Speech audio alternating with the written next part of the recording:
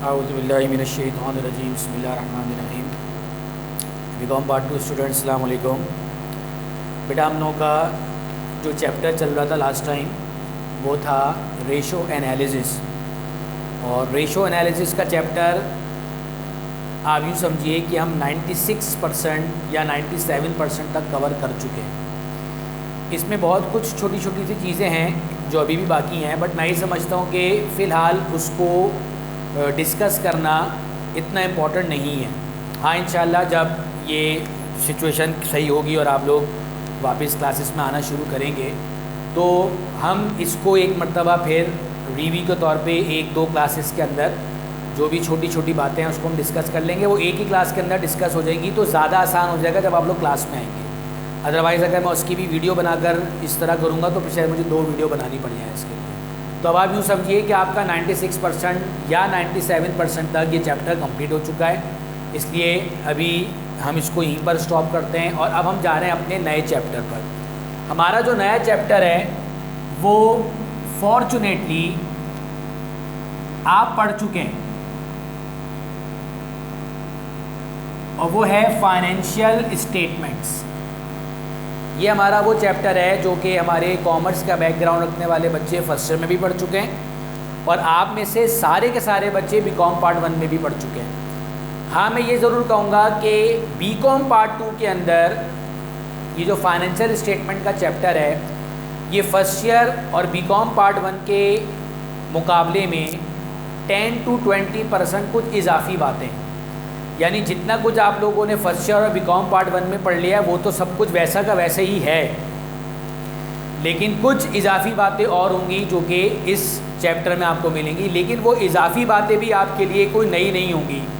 क्यों? क्योंकि वो जो मैंने आपको issuance of share and debenture वाला सवाल कराया था वो बातें आप वहाँ पर पढ़ चुके हैं। तो इसलिए वो बच्चे हमारे जो थोड़े लेट एडमिशन थे, जिन्होंने लेट ज्वाइन किया था हमें, तो वो पहले वाले चैप्टर से मुतालिक अपने फ्रेंड से उस चीज़ को ले लीजिए, फ़ोटोकॉपी करा लीजिए, कुछ कॉन्सेप्ट हैं वो देख लीजिए ताकि आपको इस चैप्टर में मुश्किल ना हो। इस चैप्टर के अंदर हम टोटल कितनी चीज़ें पढ़ेंगे? 4। एक एडजस्टिंग एंट्री, एक इनकम स्टेटमेंट, एक बैलेंस शीट और एक statement of retained earning. Statement of retained earning मैं आपको पहले चैप्टर में करा चुका हूँ। एडजस्टिंग एंट्री, इनकम स्टेटमेंट और बैलेंस शीट, ये तीनों की तीनों चीज़ें बिल्कुल वही हैं जो पार्ट 1 में थी और फर्स्ट ईयर में थी, बिल्कुल दोबारा वैसी ही आ जाएंगी। हाँ, कुछ एंट्रीज ऐसी होंगी जो कि फर्स्ट ईयर में और पार्ट 1 में नहीं थी, लेकिन वो वही एंट्रीज होंगी जो कि मैं आपको पहले चैप्टर में करा चुका हूँ, जैसे declared cash dividend, declared stock dividend, reserve. सही है ना?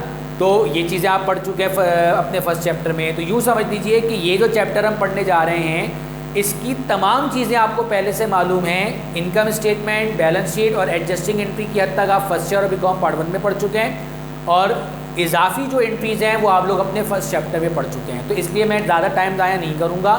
और अगर आप लोग अपने बीकॉम पार्ट 1 के रजिस्टर्स निकाल के उसमें से हेल्प लेना चाहें तो कोई मुज़ायका नहीं है, क्योंकि अभी मैं आपको यहाँ पर जो कुछ भी करा रहा हूँ वो बिल्कुल वही करवा रहा हूँ जो कि आप लोगों को मैं बीकॉम पार्ट 1 करवा चुका हूँ। सही है? अच्छा, हम सबसे पहले बात करेंगे, आज से मैं आपको शुरू करवा रहा हूँ एडजस्टिंग एंट्री। एडजस्टिंग एंट्री क्या है? एडजस्टिंग एंट्री वही है जो आप पार्ट 1 में पढ़ चुके हैं कि before preparation of financial statement we must pass some adjusting entries. हम अपने फाइनेंशियल स्टेटमेंट्स को प्रिपेयर करने से पहले लाजमी कुछ एडजस्टिंग एंट्री पहले बनाते हैं, जिसकी वजह यह है कि हमारा जो ट्रायल बैलेंस हमें क्वेश्चन में गिवन होता है वो अनएडजस्टेड होता है, क्योंकि ड्यूरिंग द ईयर कुछ आइटम ऐसे होते हैं जो बिगिनिंग में कुछ होते हैं लेकिन एंड तक पहुंचते पहुंचते उनकी हैसियत चेंज हो जाती है। तो हम उनकी उस हैसियत को जो चेंज हो जाती है उसको एडजस्टिंग एंट्रीज़ की शक्ल में लिख लेते हैं, रिकॉर्ड कर लेते हैं, ताकि जो हमारा वो अनएडजस्टेड ट्रायल बैलेंस है वो एडजस्टेड हो जाए। अब सवाल ये कि वो एडजस्टिंग एंट्री कितनी है, तो बेटा वो वही है जो आपको पार्ट 1 में बताई थी।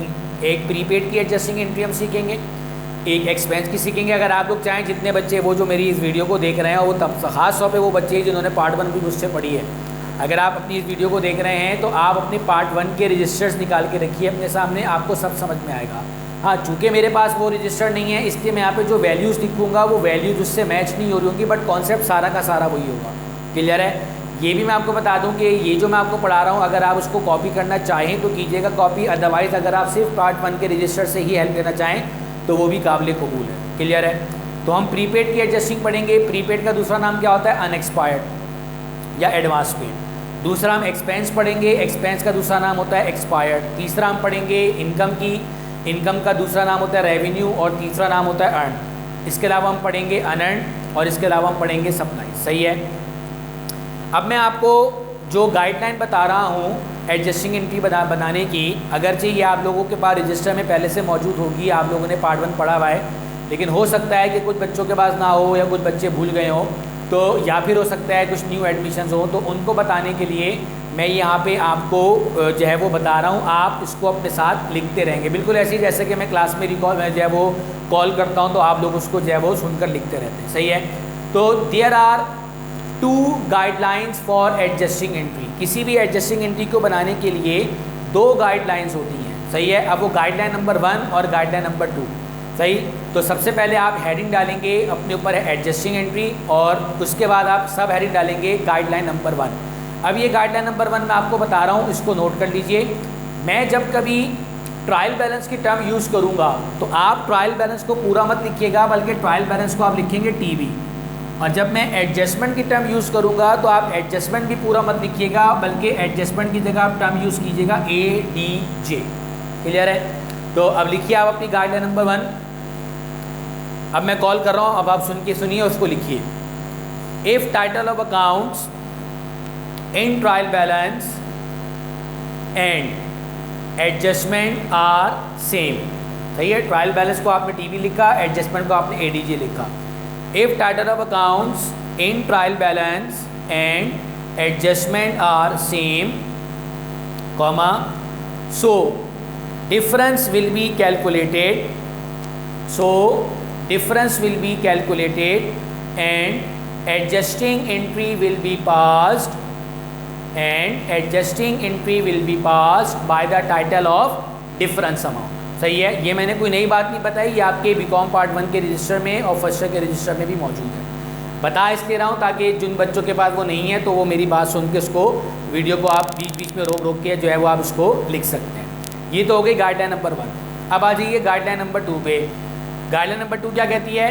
If title of accounts in trial balance and adjustment are not same. पहली वाली में था trial balance and adjustment are same.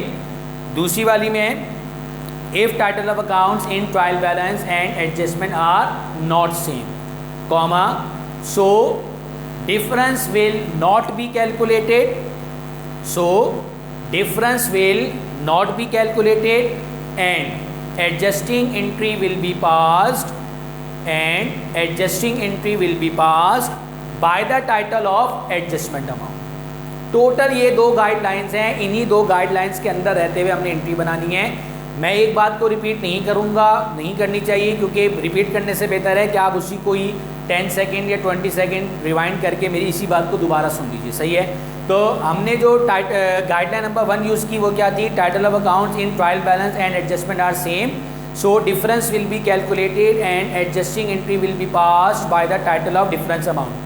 Guideline number 2 है if title of accounts in trial balance and adjustment are not same, so difference will not be calculated and adjusting entry will be passed by the title of adjustment amount। Clear है ये बात?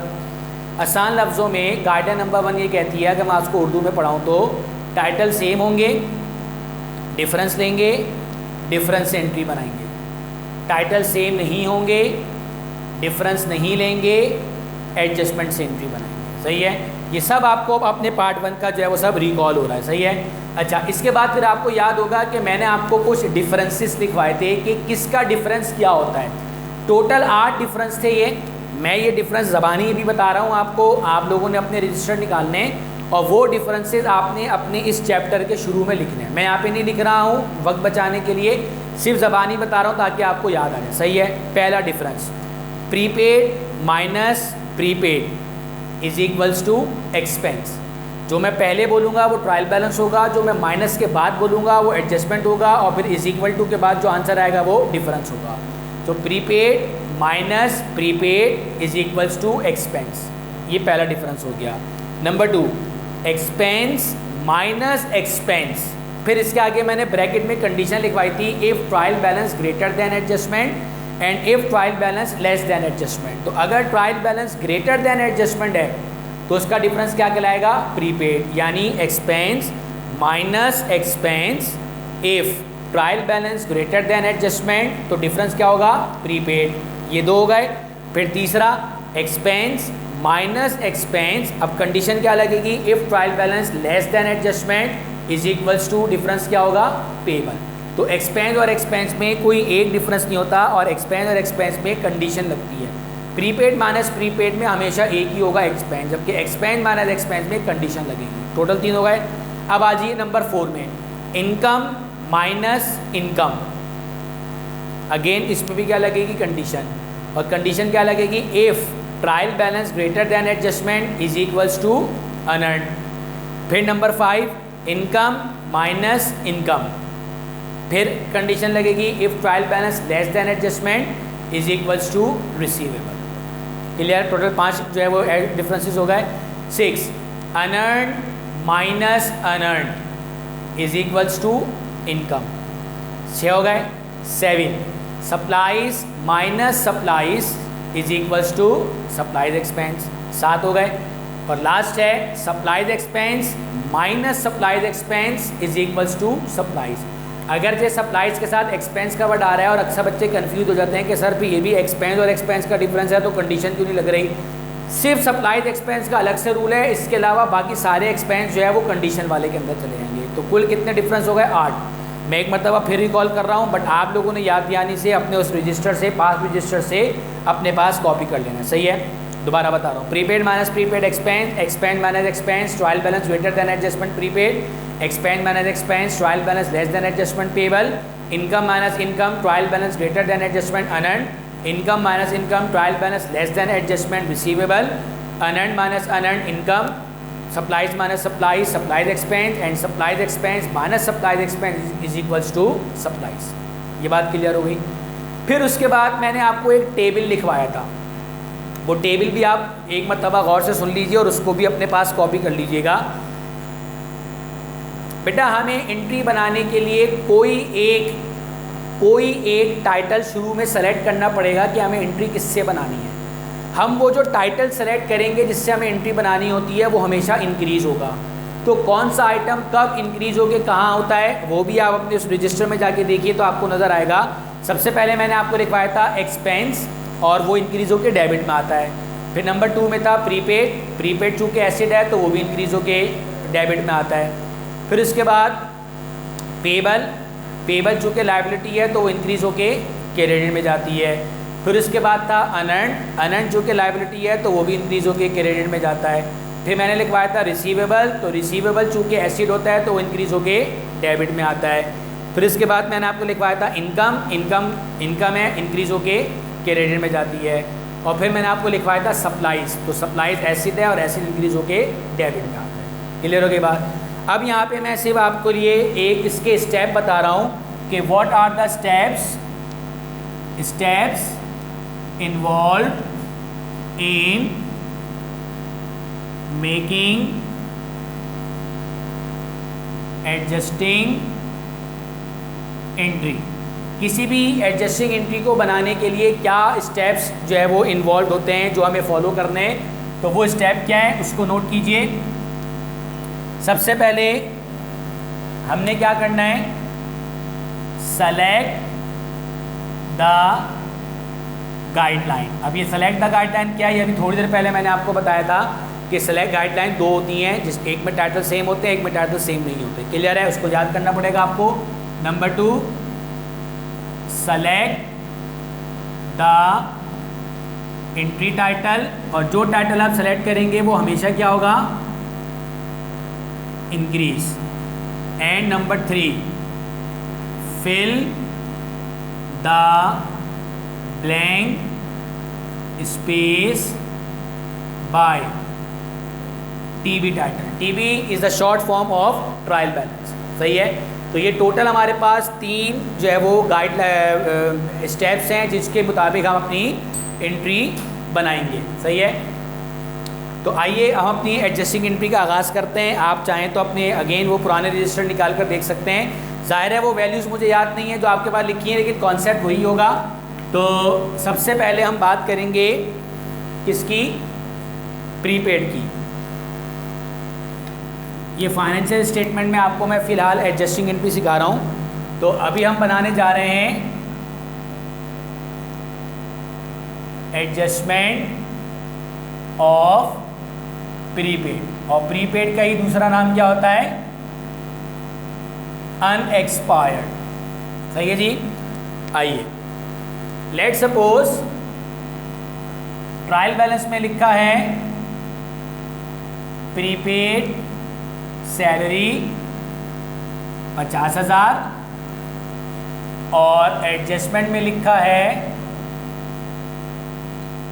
Unexpired salary 20,000। देखो बेटा, जैसे ही मैं आपके सामने ये इलिस्ट्रेशन लिखूंगा, आपने इस इलिस्ट्रेशन को इस एग्जाम्पल को देखते ही सबसे पहले अपनी गाइडलाइन को फॉलो करना है। दो ही गाइडलाइन है, तीसरी नहीं है। दो में से कोई एक लगेगी, दोनों एक साथ नहीं लगेंगी। या तो ये दोनों टाइटल सेम होंगे या सेम नहीं होंगे। अमाउंट की बात नहीं कर रहा, अमाउंट तो अलग अलग ही होंगे। ये टाइटल या तो सेम होंगे या अलग अलग होंगे।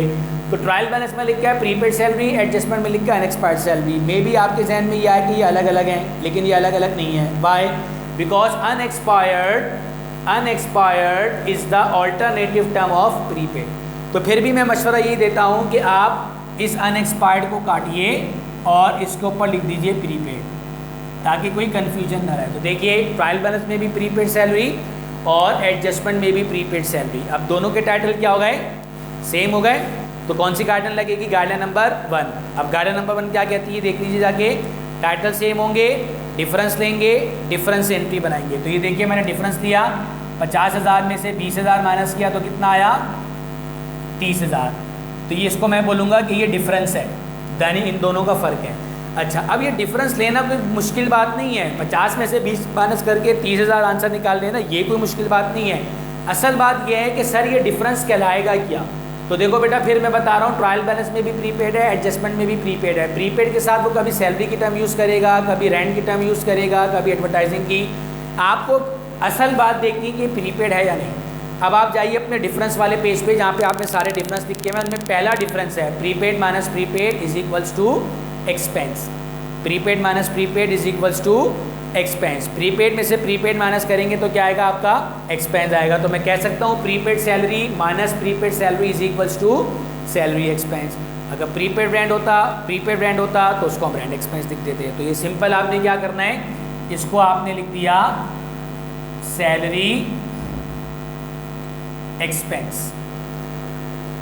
क्लियर है बात, कोई मुश्किल? अच्छा, ये हो गया हमारा पहला स्टेप, सेलेक्ट द गाइडलाइन।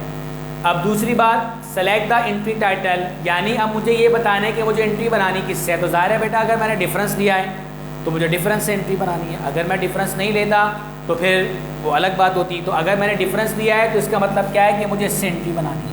अब अगर मुझे इससे एंट्री बनानी है तो फिर अमाउंट भी मैं ये वाला लूँगा, और इसके मुतालिक वो ये कहता है कि जो एंट्री टाइटल आप सेलेक्ट करेंगे वो हमेशा क्या होगा, इंक्रीज। तो मैंने कौन सा टाइटल सेलेक्ट किया है, एक्सपेंस। अब जाइए और जाके देखिए एक्सपेंस इंक्रीज होकर कहाँ आता है। अभी थोड़ी देर पहले मैंने आपको ये भी बताया था, एक्सपेंस इंक्रीज होकर डेबिट में आता है। तो अब ये तो था रफ वर्क, ये मैंने यहाँ पे हेडिंग डाली एडजस्टिंग एंट्री की, और अब मैं बनाऊँगा इसकी entry.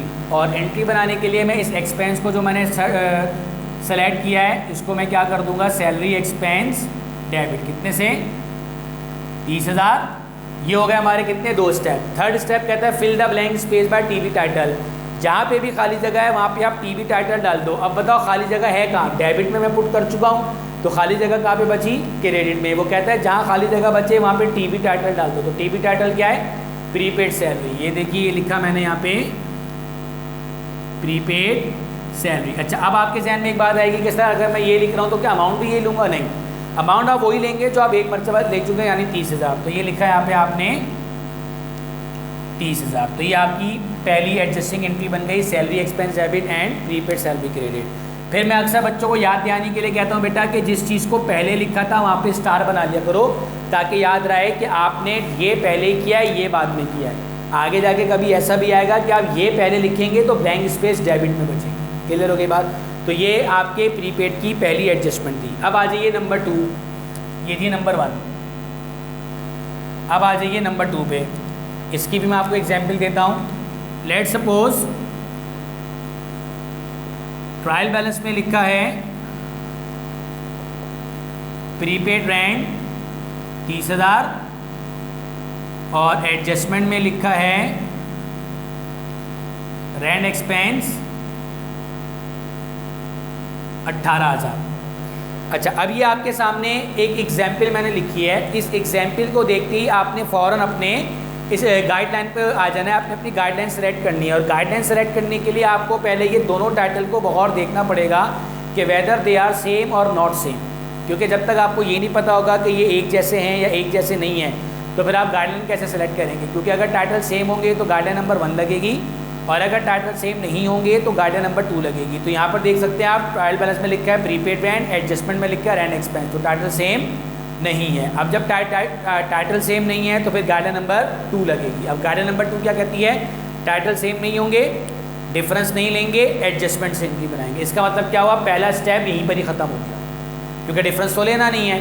Second step, select the entry title. अब मुझे एंट्री टाइटल सेलेक्ट करना है कि मुझे एंट्री किससे बनानी है। तो बेटा बहुत आसान बात है, जब आप गाइडलाइन नंबर 1 फॉलो करते हैं तो आप डिफरेंस लेते हैं, तो इसीलिए लेते हैं क्योंकि आपने एंट्री डिफरेंस से बनानी है। जब आप गाइडलाइन नंबर 2 फॉलो करते हैं तो आप डिफरेंस नहीं लेते। क्यों, उसकी वजह क्या है कि आपने डिफरेंस से एंट्री नहीं बनानी, आपको एडजस्टमेंट से एंट्री बनानी है। तो ये देखिए, ये मैंने आपके सामने एडजस्टमेंट वाले को सेलेक्ट कर लिया। अच्छा, अब जिसको भी आप सेलेक्ट करेंगे एंट्री टाइटल वो हमेशा इंक्रीज़ होगा, और वो चार्ट में आपको मैंने मेंशन कर दिया है कि कौन सा आइटम इंक्रीज होकर कहाँ आता है। तो यहाँ पे हम पहले हेडिंग डालेंगे एडजस्टिंग एंट्री की। अच्छा, अब हमने सेलेक्ट क्या किया, एक्सपेंस, और एक्सपेंस इंक्रीज होकर कहाँ आता है, डेबिट में, that is rent expense debit by amount 18,000। और थर्ड स्टेप क्या है, fill the blank space by TB title, और टीबी टाइटल क्या है हमारा, प्रीपेड रेंट। तो ये लिखा आपने प्रीपेड रेंट 18,000। अब इसके अंदर भी आपने पहले क्या लिखा है, डेबिट, तो आपने यहाँ पे स्टार बना दिया, जिसका मतलब है कि पहले यहाँ पर डेबिट में आया है, ब्लैंक स्पेस यहाँ पे बचा। क्लियर है क्या बात। अच्छा, अब इसके बाद इसी की number 3 example, trial balance and adjustment. Let suppose trial balance में लिखा है इंश्योरेंस एक्सपेंस 60,000 और एडजस्टमेंट में लिखा है प्रीपेड इंश्योरेंस 1/3। अब ये अलग बात आ गई कि सर ये 1/3 आपने क्या लिख दिया, इसके क्या मुराद है। तो बेटा जब कभी भी ऐसी सिचुएशन हो कि एडजस्टमेंट के अंदर बजाय वो अमाउंट बताने के कोई फ्रैक्शन या कोई परसेंटेज दे दे, तो वो फ्रैक्शन या परसेंटेज आपने ऊपर वाले अमाउंट पे लगानी है। तो सिंपल आप 60,000 का 1/3 ले लीजिए, तो कितना बन जाएगा, ये 20,000। ये आपके सामने मैंने लिख दी एग्जाम्पल।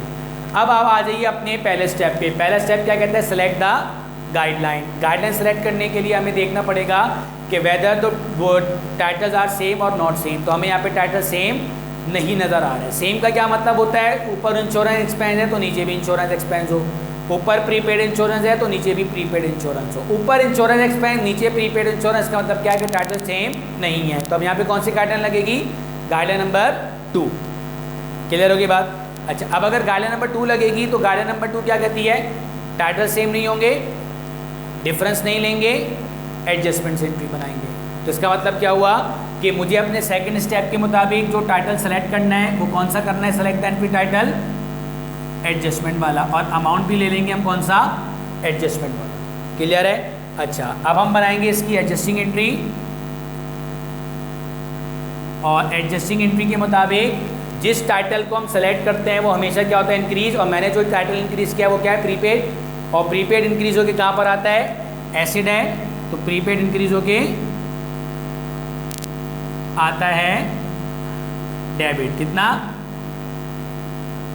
20,000। इसके बाद लास्ट स्टेप है हमारा fill the blank space by TB title. Again हमारे पास ब्लैंक स्पेस क्रेडिट में बची है, बट अगेन ऐसा नहीं है कि हमेशा ऐसे ही होगा, कभी कभी ऐसा होगा कि हम पहले क्रेडिट में लिखे होंगे, जगह डेबिट में बच रही होगी। तो अब टीवी टाइटल क्या है,